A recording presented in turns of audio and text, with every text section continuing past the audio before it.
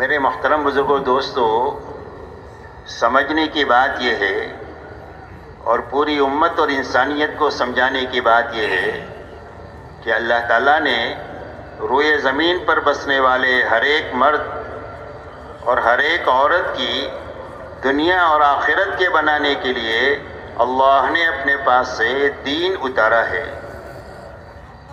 اور قرآن پاک میں اعلان فرما دیا ان الدین عند اللہ اسلام۔ فرمایا اب ساری انسانیت کے لیے زندگی گزارنے کا جو طریقہ اللہ کے یہاں پسندیدہ ہے وہ صرف دین اسلام ہے۔ وَمَن يَبْتَغِي غَيْرَ الْإِسْلَامِ دِينًا فَلَن يُقْبَلَ مِنْهُ وَهُوَ فِي الْآخِرَةِ مِنَ الْخَاسِرِينَ۔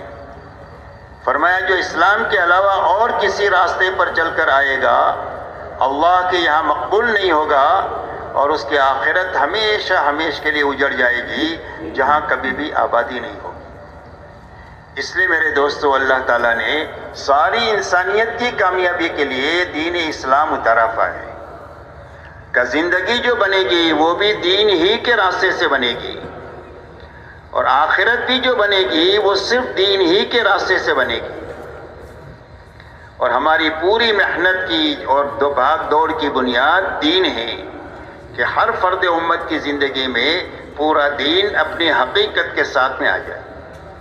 تو اللہ تعالیٰ نے دنیا اور آخرت کے بنانے کے لیے دین اتارا ہے، اور اپنی سنت روئے زمین پر یہ جاری فرمائی ہے کہ جو کوئی بھی پوری دینداری کے ساتھ جیے گا اور دینداری پر مرے گا، اللہ اس کی دنیا بھی اچھے سے اچھی بنا دیں گے، اور اس کی آخرت جنت کی شکل میں ایسی بنا دیں گے کہ جس کے بعد کبھی بھی بربادی نہیں ہوگی، ہمیشہ آباد ہی آباد رہے گی۔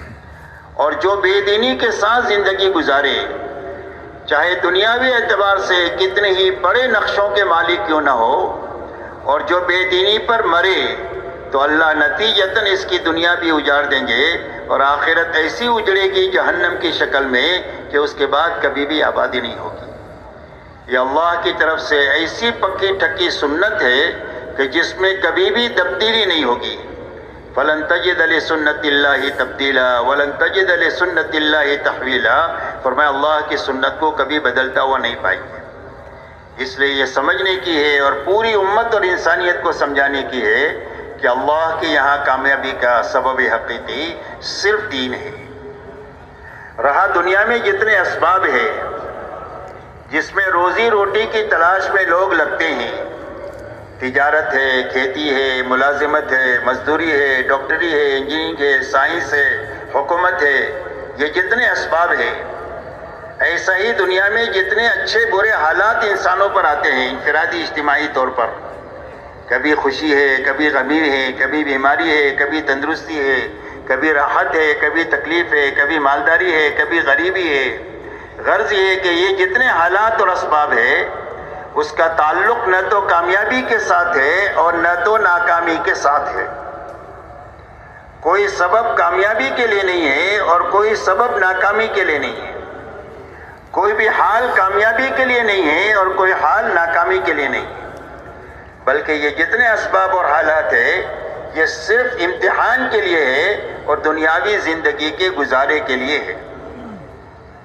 اللہ تعالیٰ ہر ایک انسان کو چھوٹے بڑے سبب میں اپنے علم اور حکمت کے ساتھ رکھ کر یہ آزمانا چاہتے ہیں کہ اس سبب میں رہ کر یہ حکم کا پابند ہوتا ہے اور یہ طریقے کا پابند ہوتا ہے یا اپنے خواہش کے تابع ہو کر زندگی گزارتا ہے۔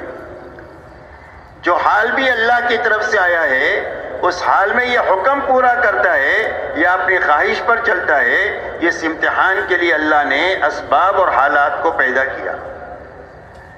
ان اسباب اور حالات میں کامیابی اللہ کے دینے سے آئے گی اور اس میں ناکامی بھی اللہ ہی کے دینے سے آئے گی۔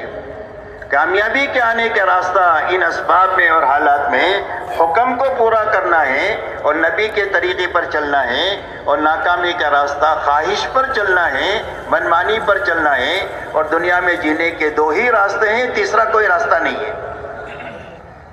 ایک راستہ حکموں والا راستہ ہے جو نبی لے کر دنیا میں تشریف لاتے ہیں، اور ایک راستہ خواہشات والا ہے، منمانی والا راستہ ہے۔ یہ فرعون کا، شداد کا، حامان کا، ابی کا راستہ ہے، یہ راستہ جہنم کا راستہ ہے، حکموں والا راستہ، طریقے والا راستہ، یہ کامیابی والا راستہ ہے اور یہ جنت والا راستہ ہے۔ اور اس بات کو اچھی طرح ساری انسانیت کو قیامت تک کے لیے سمجھانے کے لیے اللہ تعالیٰ نے قوموں کے اور افراد کے واقعات کو بیان فرمایا ہے کہ اللہ تعالیٰ نے حکومت دیا حضرت سلیمان علیہ السلام کو اور داؤد علیہ السلام کو، اور یہ دونوں اپنی حکومت میں رہ کر کامیاب ہو گئے دین کی بنیاد پر، اور اللہ ہی نے حکومت دیا فرعون اور نمرود کو، اور یہ فرعون اور نمرود حکومت میں رہ کر بے دینی کے راستے سے ناکام ہو گئے، اللہ نے ان کو اجاڑ دیا۔ مال حضرت عبد الرحمن ابن عوف کو اللہ نے عطا فرمایا، اور اتنا مال عطا فرمایا کہ جب ان کا انتقال ہوا ہے تو ان کی وراثت میں تقسیم ہونے کے لیے سونے کی اتنی اینٹیں تھی کہ اس کو وارثوں میں تقسیم کرنے کے لیے کاٹ کر کے وارثوں میں تقسیم کیا گیا تو کاٹنے والوں کے ہاتھوں میں چھالے پڑ گئے۔ اتنا مال دے کر اللہ نے ان کو مالداری میں چمکا دیا، اور ان 10 صحابہ میں سے ہی وہ ہے جن کو اللہ کے نبی صلی اللہ علیہ وسلم نے دنیا ہی میں جنت کی بشارت عطا فرمائی۔ دوسری طرف اللہ نے قارون کو مال دیا، اور اس قارون نے مال میں بے دینی کا راستہ اپنایا، تو اللہ تعالیٰ نے اس کو مال کے نقشے میں رہ کر زمین میں دھسا دیا، اور یہ قیامت تک زمین میں دھستا ہی چلا جائے گا۔ تجارت مہاجرین کے پاس تھی، اللہ تعالیٰ نے مہاجرین کو تجارت میں چمکا دیا، اور تجارت قوم شعیب کے پاس تھی، اللہ تعالیٰ نے قوم شعیب کو تجارت میں رکھ کر اجاڑ دیا۔ باغات انصار مدینہ کے پاس میں تھے رضی اللہ عنہم کے پاس، اللہ تعالیٰ نے ان کو باغات میں رکھ کر چمکا دیا، اور اتنی برکت مدینہ کے کھجور میں دیا کہ صدیاں بیت گئی ہے اور پوری دنیا کے لوگ کھا رہے ہیں، کھلا رہے ہیں، لے کر جا رہے ہیں، اور ابھی تک وہ ختم نہیں ہو رہی ہے، اس لیے کہ دین کی بنیاد پر اللہ نے ان کو باغات میں رکھ کر کے چمکا دیا۔ اور قوم سبا کو اللہ تعالیٰ نے باغات میں رہ کر اجاڑ دیا۔ ایک طرف وزارت حامان کے پاس میں ہی اللہ نے حامان کو وزارت میں رکھ کر اجاڑ دیا، اور ایک طرف وزارت حضرت یوسف علیہ السلام کے پاس ہے، اور یوسف علیہ السلام کو اللہ نے وزارت میں رکھ کر چمکا دیا۔ یہ دنیا کے سارے اسباب کا اللہ تعالیٰ نے انجام بیان فرمایا کہ یہ بڑے بڑے اسباب ہم نے دینداروں کو بھی دیے اور بے دینی کو بھی دیے۔ بے دینی والے بے دینی کے راستے سے ان اسباب میں اجڑ گئے، اور دیندار ان اسباب میں رہ کر دینداری کے راستے سے آباد ہو گئے۔ اس لیے بنیادی بات سمجھنے کی اور سمجھانے کی ہے کہ اللہ کے یہاں جو سبب بھی جس کو ملا ہے اس میں کامیابی کا راستہ صرف اللہ کا دین ہے۔ اس لیے میرے دوستو، دعوت اور تبلیغ کے راستے سے محنت کسی ایمان والے کو اس کے کاروبار کی چھوڑانے کی محنت نہیں ہے، یا اس کے گھر کے نظام کو اجاڑنے کی محنت نہیں ہے، بلکہ یہ محنت اس بات کی ہے کہ جو مسلمان جن شعبوں میں ہیں ان شعبوں میں رہتے ہوئے اللہ کے حکموں پر چلنے کی اور نبی کے طریقے پر چلنے کی طاقت پیدا کر لے، جب اپنے نبی کے طریقے پر یہ چل لے گا اور اللہ کے حکم کو اپنے اپنے ان شعبوں پر پورا کر لے گا، تو ان شعبوں میں رکھ کر اللہ اس کو کامیاب کر دیں گے۔ جس طرح عبادت کے راستے سے کامیاب کریں گے، ایسا ہی ان مشغلوں کے راستے سے بھی اس کو کامیاب کریں گے۔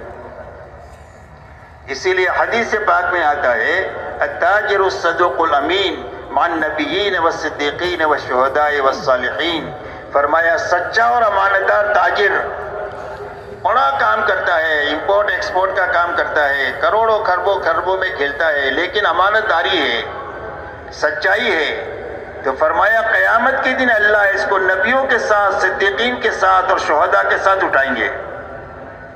اس کی تجارت دنیا نہیں ہے، دین ہے۔ اللہ اس دین کے راستے سے اور تجارت کے راستے سے اس کو یہ اونچا مقام آخرت میں عطا فرمائیں گے۔ ایک آدمی کھیتی کرتا ہے اور کھیتی شریعت کے مطابق کرتا ہے، اللہ کے حقوق بھی ادا کرتا ہے، مخلوق کے حقوق بھی ادا کرتا ہے، تو فرمایا اس کی کھیتی جب تک ہری بھری ہوتی ہے وہ اللہ کی پاکی بیان کرتی ہے اور اس کا ثواب کسان کو ملتا ہے۔ جانور دانہ کھا جائے، چور چوری کر جائے، تو فرمایا اس پر تاجر کسان کو صدقے کا ثواب ملے گا۔ اس کے لیے اس کی کھیتی یہ دنیا نہیں ہے، بلکہ اس سے اس کی آخرت اچھے سے اچھی اللہ بنائے گی۔ ایک آدمی مزدور آدمی ہے، غریب ہے، اللہ تعالیٰ نے اس کے لیے مصلحت غربت میں رکھی ہے، اس لیے کہ اللہ جانتے ہیں کہ کس کے لیے مال مفید ہے، کس کے لیے غربت مفید ہے۔ کسی کا دین مال کے ساتھ اٹکا ہوا ہوتا ہے کہ اگر مال چلا جائے تو یہ کافر ہو جاوے، اور کسی کا دین فقر کے ساتھ اٹکا ہوا ہوتا ہے، اگر یہ کے پاس مال آ جائے تو یہ سرکش بن جائے۔ حضرت عیسیٰ علیہ السلام کے زمانے میں حضرت عیسیٰ علیہ السلام ایک جگہ سے جا رہے تھے، راستے میں ایک آدمی کو دیکھا کہ اس کے پاس پہننے کے لیے کپڑے بھی نہیں ہے اور وہ مٹی میں اٹا ہوا ہے اپنے بدن کو چھپانے کے لیے۔ حضرت عیسیٰ علیہ السلام سے یہ کہا اس نے کہ اللہ کے نبی میرے لیے دعا کر دیجئے کہ اللہ میرے لیے آسانی پیدا فرما دے۔ اس کے لیے آسانی، اللہ کے نبی کی دعا کی برکت سے اللہ نے آسانی کے اسباب پیدا فرما دیے۔ کچھ دنوں کے بعد وہ جا رہے تھے، دیکھا ایک بڑا مجمع ہے، اور وہ مجمع ایک دوسرے کے کندھے پر رہ کر اس میدان میں ایک آدمی ہے اس کو دیکھ رہا ہے۔ پوچھا کیا ہو رہا ہے؟ فرمایا ایک آدمی نے شراب پی ہے، زنا کیا ہے، قتل کیا ہے، اس کے بدلے میں اس کو قتل کیا جا رہا ہے۔ فرمایا کون آدمی ہے ایسا؟ فرمایا یہ غریب آدمی ہے جس کے پاس پہننے کے کپڑے نہیں تھے، جب اس کے پاس مال آیا تو اس میں سرکشی آئی، اور یہ سارے جرائم کر کے اس انجام کو یہ پہنچا۔ اس لیے میرے دوستو، اللہ جس کو بھی دیتے ہیں علم اور حکمت سے دیتے ہیں، کسی کے لیے زیادہ ہی مفید ہوتا ہے، کسی کے لیے کم ہی مفید ہوتا ہے۔ لہذا ایک آدمی کو اللہ نے غریب بنایا ہے، روز محنت کرتا ہے، روز کھاتا ہے، لیکن حدیث پاک میں آتا ہے کہ وہ صبح میں جب مزدوری کے لیے نکلتا ہے اور شام کو مزدوری کر کے واپس آتا ہے، اللہ کے حق کو پہچانتا ہے اور مخلوق کے حقوق کو بھی پہچان کر کے اپنی مزدوری میں چلتا ہے، نہ مال میں چوری کرتا ہے نہ جان میں چوری کرتا ہے، تو فرمایا شام کو اس حال میں واپس لوٹتا ہے کہ اللہ اس کے سارے گناہوں کو معاف فرما دیتے ہیں۔ روز مقدر کی روزی بھی مل رہی ہے اور روز مغفرت بھی مل رہی ہے اللہ کے خزانے سے۔ ایک آدمی حاکم ہے، اللہ نے اس کے نصیب میں حکومت لکھی ہے اور وہ ملک کا بادشاہ ہے یا ملک کے بہت بڑے خطے کا وہ بادشاہ ہے، لیکن انصاف کے ساتھ حکومت کرتا ہے، تو فرمایا قیامت کے دن اللہ تعالیٰ اس کو عرش کے سائے میں جگہ دیں گے، جبکہ اللہ کے سائے کے سوا کوئی سایہ نہیں ہوگا۔ اتنا بڑا مقام قیامت کے دن اللہ تعالیٰ اس کو عطا فرمائیں گے، انصاف کے ساتھ حکومت کرنے کے نتیجے میں۔ اس کی حکومت دنیا نہیں ہے، اس کا حکومت کرنا دین ہے۔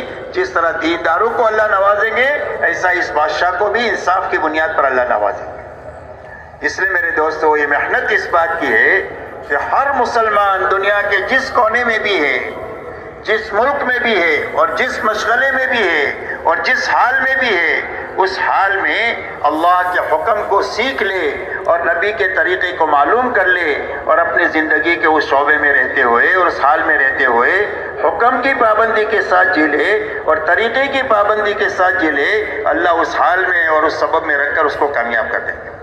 یہ محنت اس بات کی ہے میرے دوستو۔ اسی کے ساتھ میرے دوستو، ایک بات سمجھنے کی یہ ہے کہ اللہ کی طرف سے جو کامیابی ملے گی وہ پورے دین پر ملے گی۔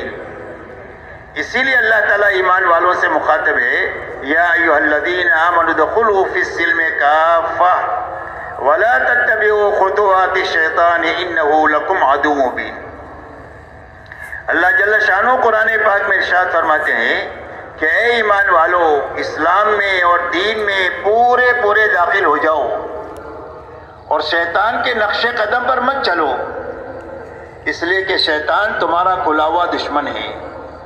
جب زندگی میں دین پورا ہوگا تو اللہ کی طرف سے وعدے سارے قرآن میں کیے ہوئے پورے ہو جائیں گے، اور اللہ تعالیٰ کامیابی کے اسباب دنیا میں پیدا فرما کر ان کو کامیاب کر دیں گے۔ اور جب زندگی میں دین ادھورا ہوگا تو دنیا میں نقد مصیبتیں آئیں گی۔ فرمایا ما اصابکم من مصیبت فبما کسبت ایدیکم ویعفو عن کثیر۔ اللہ فرماتے قرآن پاک میں، جو مصیبت بھی تمہارے پاس آ رہی ہے وہ تمہارے ہاتھوں کے غلط کاموں کی وجہ سے آ رہی ہے، اور بہت ساری غلطیاں تو وہ ہے جو اللہ تعالیٰ معاف فرما دیتے ہیں۔ فرمایا وَلَنُذِيقَنَّهُم مِّنَ الْعَذَابِ الْأَدْنَىٰ دُونَ الْعَذَابِ الْأَكْبَرِ لَعَلَّهُمْ يَرْجِعُونَ۔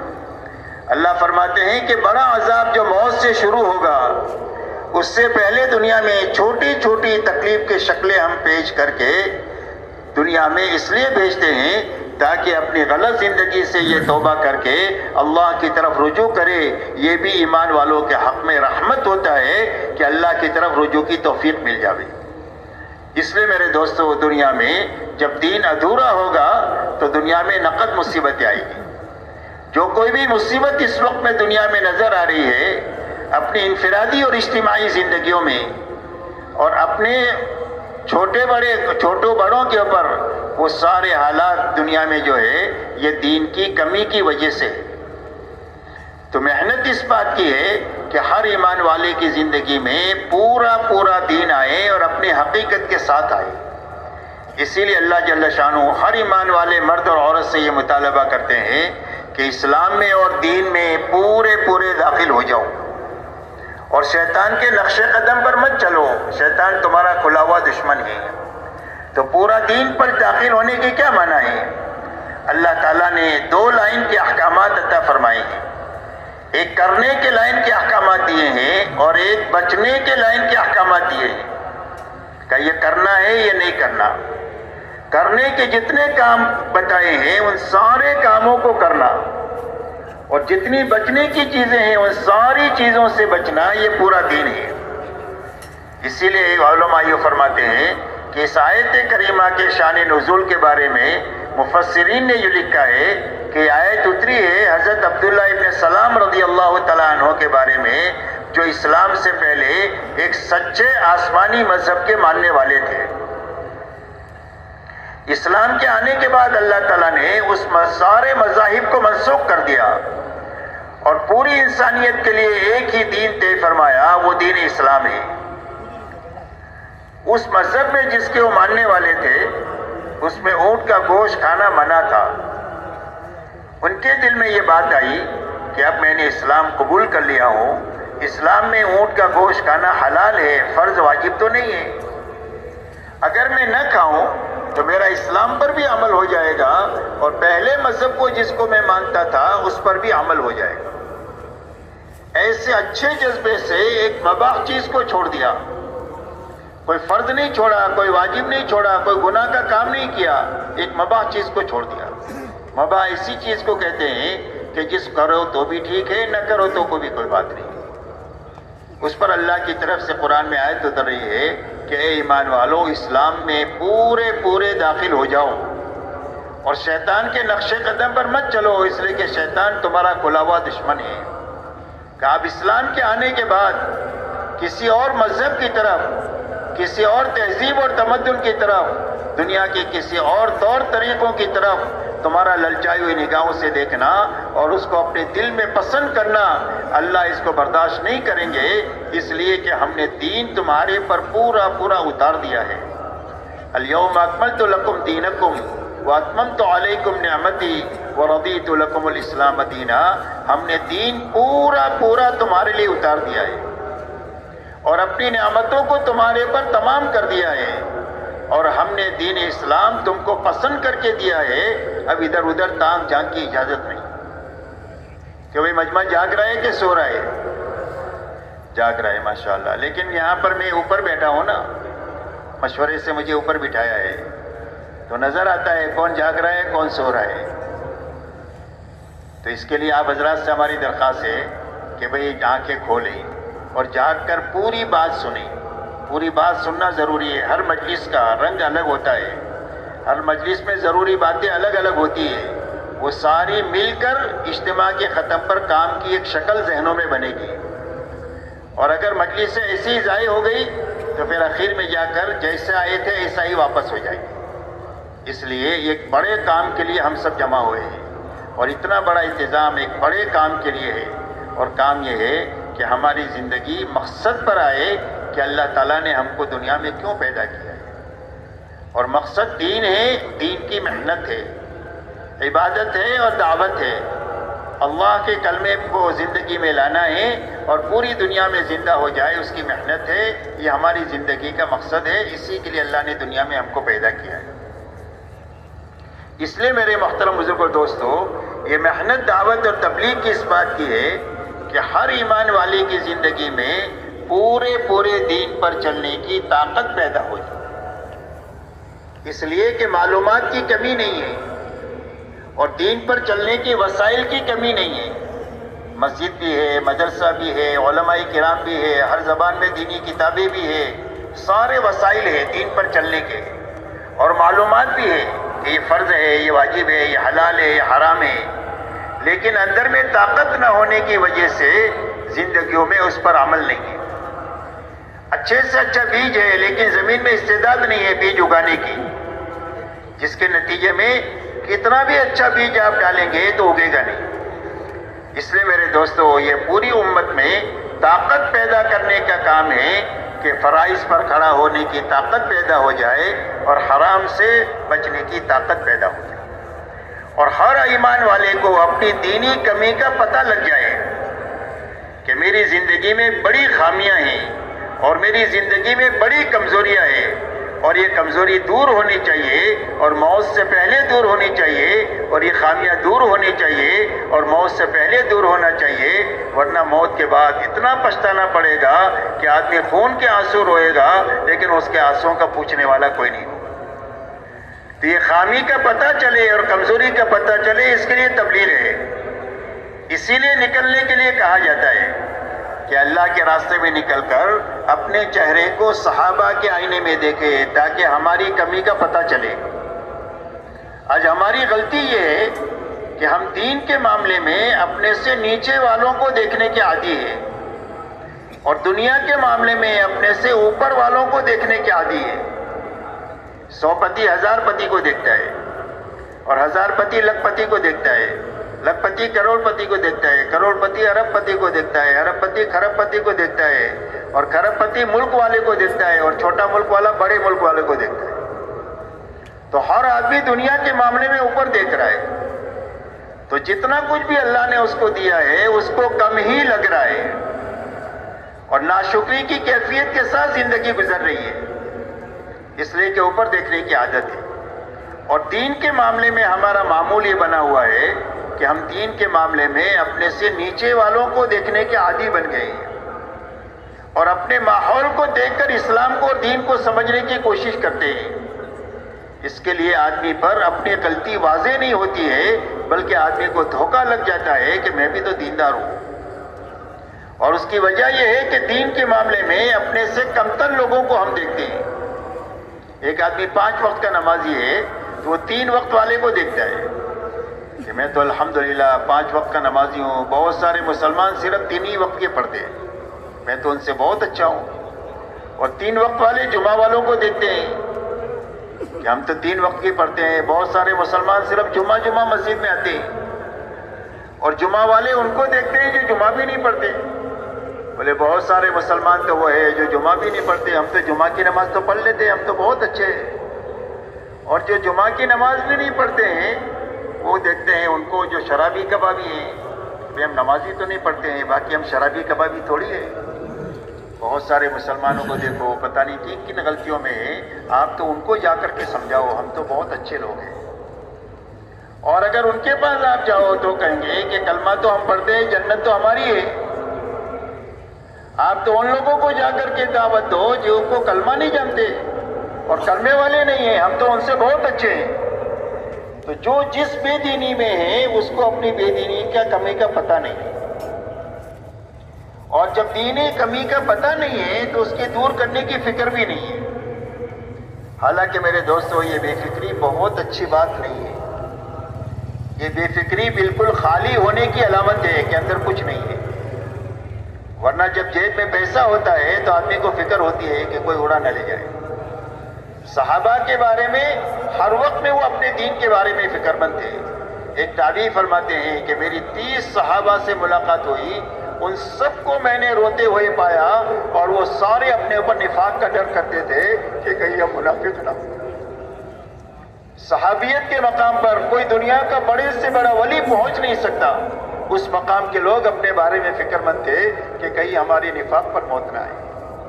اس لیے میرے محترم دوستو، دعوت اور تبلیغ کی محنت اس بات کی ہے کہ ہر آدمی اپنے اس غلط ماحول سے نکل کر ایک پاکیزہ ماحول میں آ کر اپنے چہرے کو صحابہ کے آئینے میں دیکھے، تاکہ اس کی زندگی میں شکر اور صبر کی کیفیت پیدا ہو۔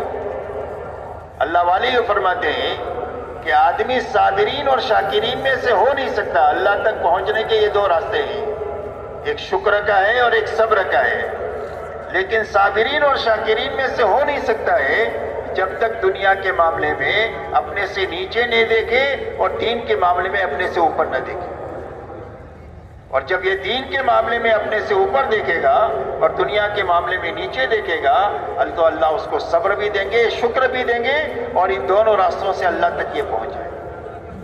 اس لیے میرے دوستو، یہ محنت اس بات کی ہے کہ ہر ایمان والا اپنے غلط ماحول سے، جہاں غلط دیکھنے کا عادی بن چکا ہے، وہاں سے نکل کر کے ایک پاکیزہ ماحول میں آئے جو مسجد کا ماحول ہے، اور وہاں پر 24 گھنٹے اعمال کی ایک فضا ہوتی ہے۔ اس فضا میں آ کر کے اپنے اندر میں پورے دین پر چلنے کی طاقت پیدا کرے۔ جب طاقت پیدا ہو جائے گی تو زندگی میں دین آ جائے گا۔ حضور صلی اللہ علیہ وسلم نے پوری امت میں پہلے محنت کر کے طاقت پیدا کیا حکموں پر چلنے کی، اور جب حکم پر چلنے کی طاقت پیدا ہو گئی، اب اللہ کی طرف سے جو احکامات آئے وہ سارے احکامات پر عمل جو ہے وہ آسان ہو۔ اس لیے میرے دوستو، اپنی زندگی کو صحابہ کے آئینے میں دیکھنے کے لیے تبلیغ ہے کہ ہر آدمی اللہ کے راستے میں نکل کر اپنے آپ کو صحابہ کے آئینے میں دیکھے، اس لیے کہ حق مقید ہے آپ کے ساتھ اور آپ کے صحابہ کے ساتھ۔ حضور صلی اللہ علیہ وسلم سے پوچھا گیا کہ حق کیا ہے؟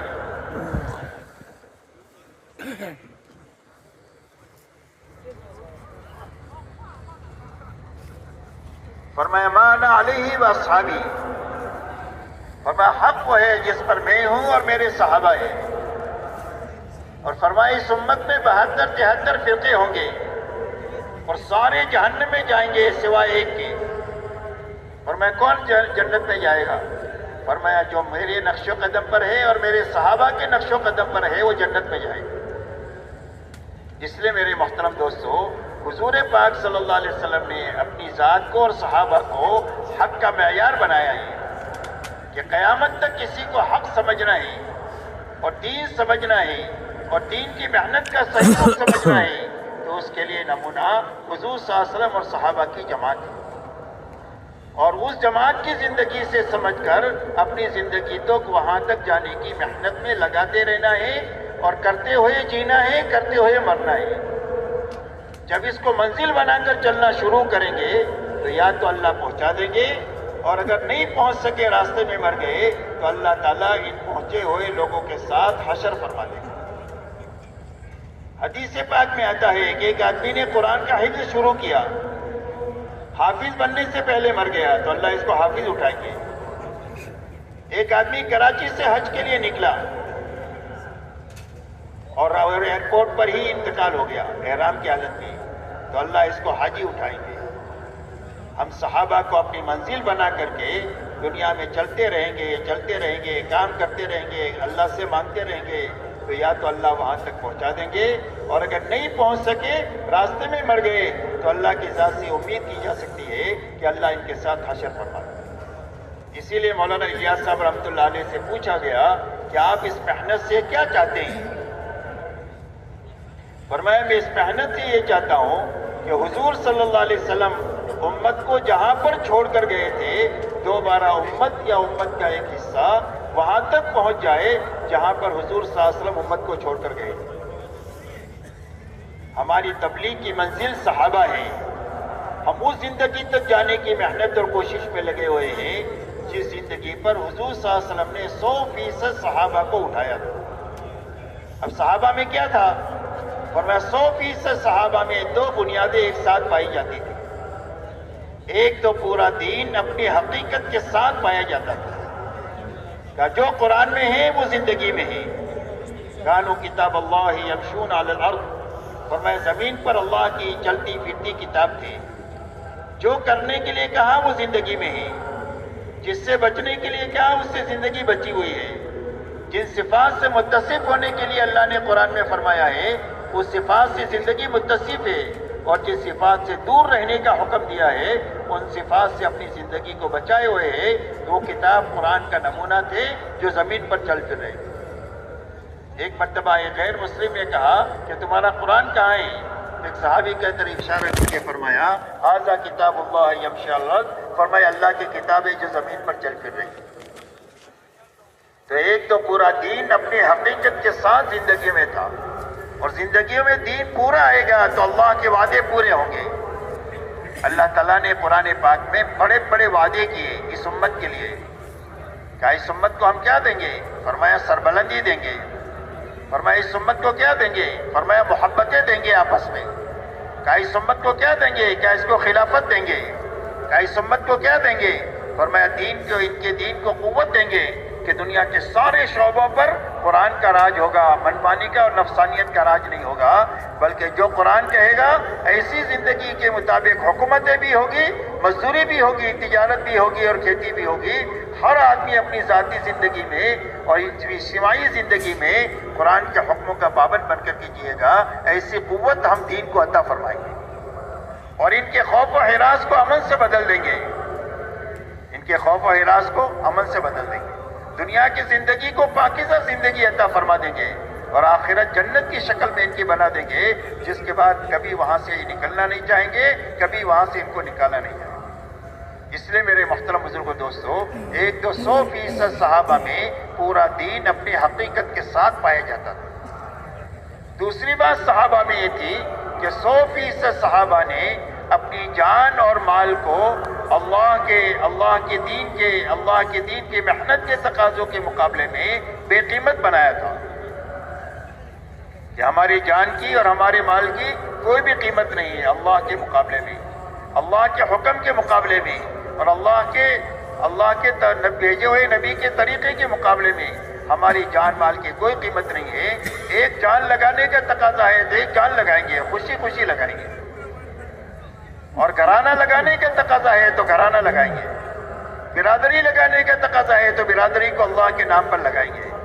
اور اگر پورے ملک کو لگانے کا تقاضا پڑے تو پورے ملک کو اللہ کے نام پر اور اللہ کے حکم پر لگائیں گے، اس لیے کہ اللہ بڑے اور اللہ کا حکم بڑا.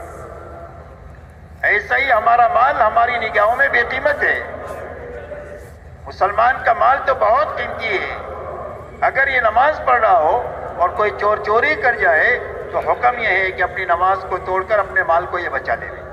مسلمان کا مال تو بہت ہی قیمتی ہے، لیکن اللہ کے دین کا تقاضا آ جائے، اللہ کا حکم آ جائے تو اس کے لیے ہماری جان بھی حاضر ہے، ہمارا مال بھی حاضر ہے. ایک بھی لگا سکتے ہیں، 1000 بھی لگا سکتے ہیں، اور جھاڑو مار کر پورا لگانے کا تقاضا ہے تو پورا بھی لگا سکتے ہیں. یہ دو باتیں 100% صحابہ میں تھی، اور دعوت کی محنت سے پوری امت پر محنت کر کے یہ دو بنیادیں امت میں زندہ کرنے کی محنت ہے. جب ایک مجمع امت کا ایسا بن جائے گا جس میں یہ دو بنیادیں زندہ ہوگی تو اللہ اس مجمع سے وہ کام لے لیں گے جو کام اللہ نے صحابہ سے لیا. اگر یہ تھوڑے ہوں گے تو اللہ اپنے لشکروں کو ان کے ساتھ کر کے اللہ زیادہ کر دیں گے، اور اگر یہ کمزور ہوں گے تو اللہ اپنے قوت ان کے ساتھ ملا کر ان کو قوی بنا کر کے اللہ وہ کام لے لیں گے، اور دنیا کی کوئی طاقت ان کے بیچ میں آ نہیں سکتی ہے، ان کو روڑا اٹکا نہیں سکتی ہے. اللہ اپنی قدرت سے کام کریں گے اور اس مجمع کے ذریعے سے کریں گے جن میں یہ دو بنیادیں زندہ ہوں.